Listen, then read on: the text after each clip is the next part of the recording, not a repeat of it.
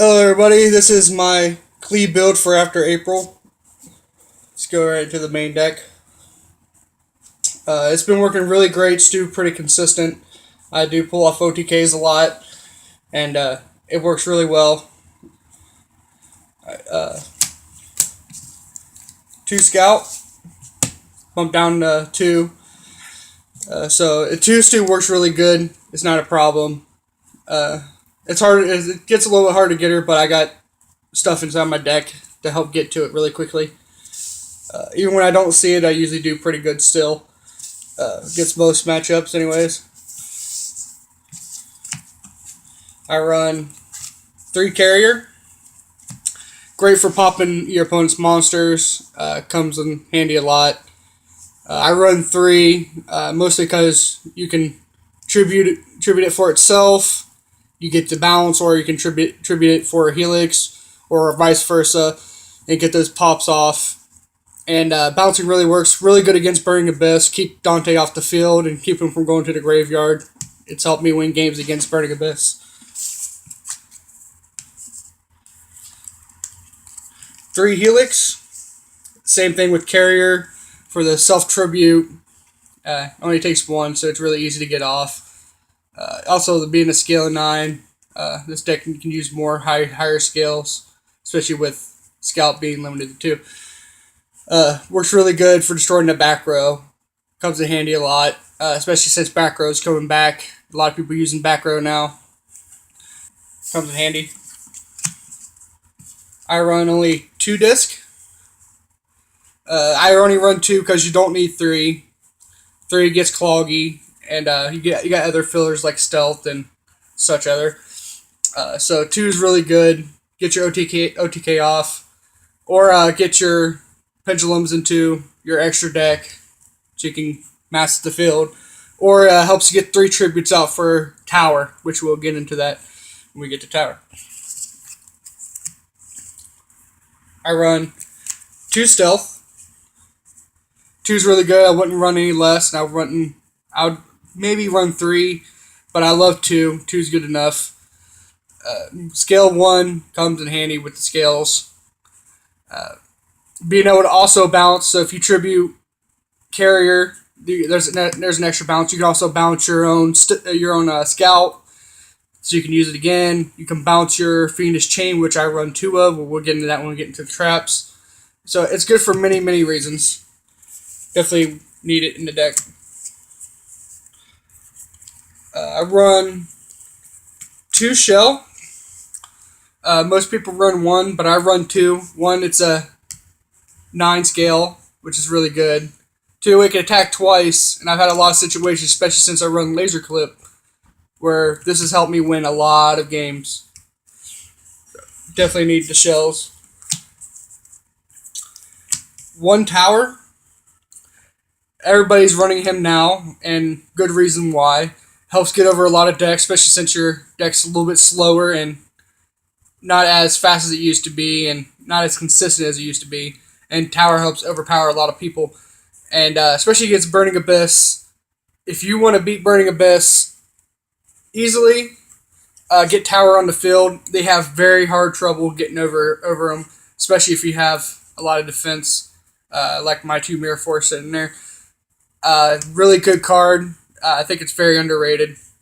I love using it. I get it out a lot, actually. These are my non-Qliphort monsters.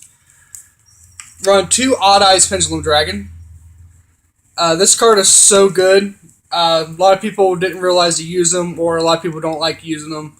I love using them. He's actually helped me get into a position where I can pull off a lot of different things. Helps me grab Scout or grab Trampolinix to start moving really fast. I'll be doing that.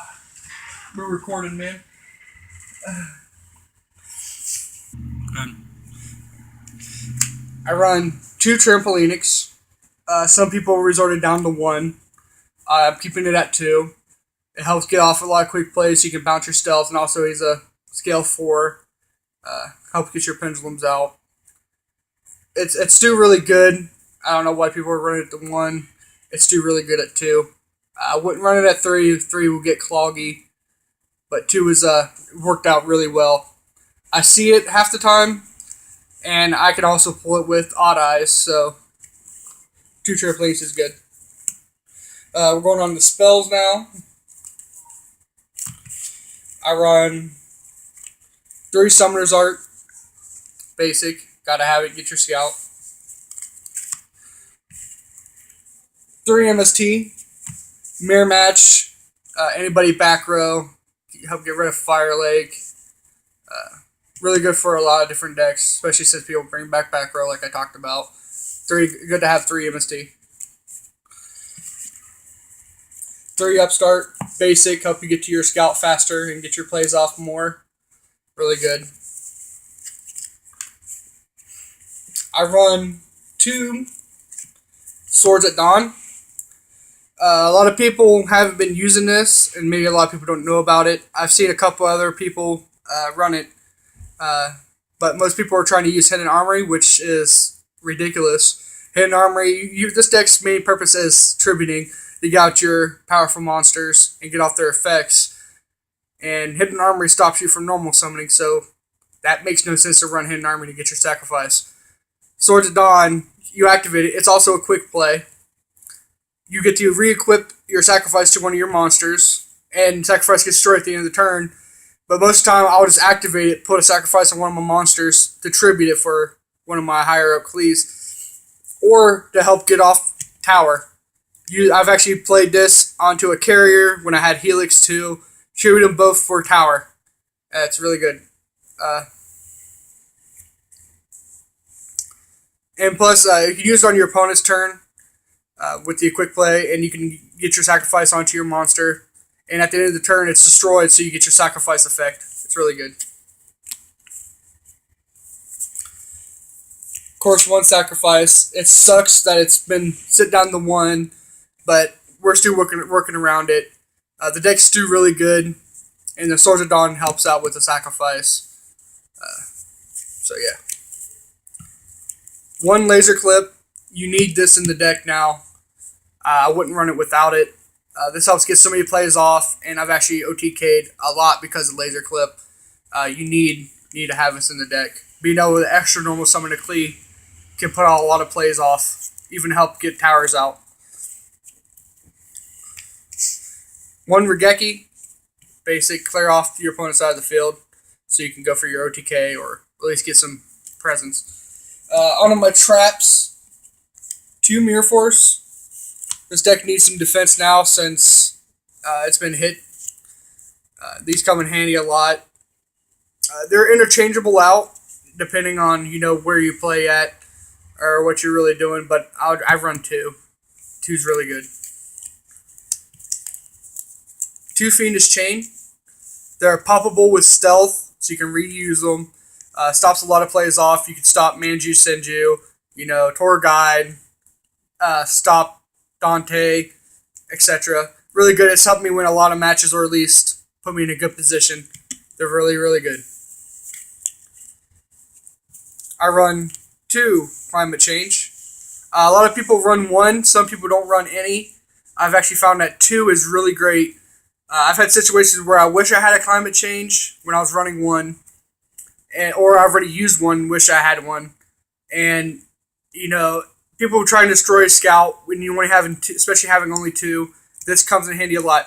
Or you can also use it to recycle your Qliphs back to your hand so you can do some more tributing for them. And it's really good. Up to 3, so it's really awesome adding 3 up to your hand. Pot of Riches is also a good card to throw in if you want to run that too. 1 Reculate. Basically like the skill drain. I run 1. I was thinking about running 2. It just depends on how it goes. But it's really good. All level 4 and lower normal summon monsters lose their effects. Good against a lot of decks. Level 5 and higher special summon lose their effects. Really good against that too. Comes in a lot of handy. In a lot of tournaments. I've gotten to really good positions because of this card. Skill Drain of this, I like this more than Skill Drain for the fact that Skill Drain costs 1,000 life points. And with your deck not being as fast as it used to be, that 1,000 life points can cost you the game. Also, when it